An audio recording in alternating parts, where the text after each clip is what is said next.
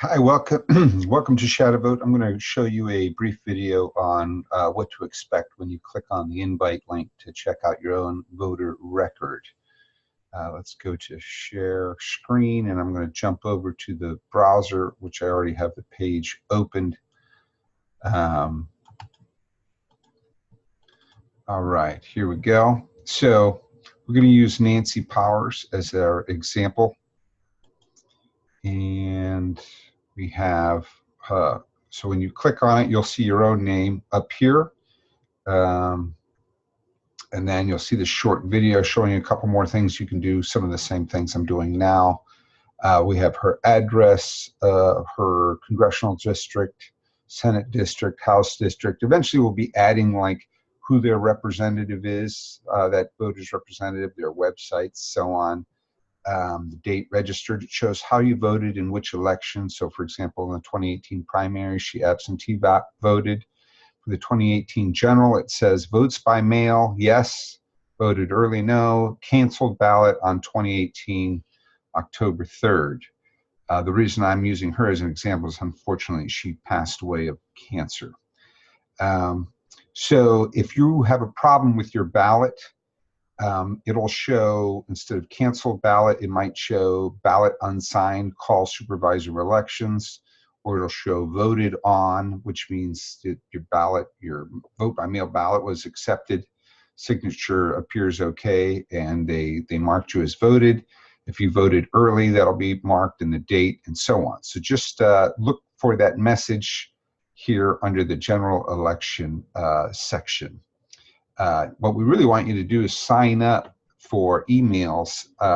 They'll generally be once a month, or we'll email you when your account changes. So let's say in the in the next presidential election, when you get your absentee ballot, we'll email you our updated voter guide. Hopefully it'll be much improved over this year, but I'll show you what that is. So let's just click opt-in. That's all you have to do. Now you'll get an email in your email account, and there'll be a link on that to click, and that confirms that you want emails in the future.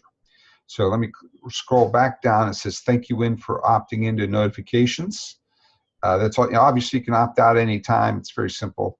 And we're not going to be bombarding you with advertisements or anything. It's just for your voter record, pretty much. Now let's look at the voter guide. 2018 voter guide. Now we have, if you want, I'll let you experiment with this yourself, but if you want, we'll just jump to quick ballot. This is just all the races. I'm going to email ballot to friends and family, or just to yourself. So you have to have a local email client that'll trigger from your web browser. So when you click like an email to link in your web browser, it should open up. If it doesn't, then it may not work for you. So recipients, so I can just put in here, you know, myself, my Zybeck Inc. address, from Zybeck to hello, my ballot recommendations, fellow voter. But there's a tool here, says I created a cool new tool from ShadowVote, and it has this little referral code, and that'll give you sort of like credit for signing people up if they decide to use the voter guide. And all your choices and your selections will show up here if you made selections, if you want to pass those recommendations on to your friends. We don't have a lot of security on the site yet, so it is possible somebody would see how you voted. So use the skip function if on the vote. So let's do amendment number 3. Voters in charge. Okay, so I can choose yes, no, and skip, and this will be, so let me put skip. That means I'm not going to vote yes or no. I'm going to put not sure something. I'll put a comment, and then it'll show up in your email. You have the link to the website for voters in charge. We can see what they say about this amendment. Eventually, we're going to crowdfund the amendment because we want you to program the ballot guide, not our choices, but your choices, or people who are active in this area. All right, I think that's it for now. Thank you very much.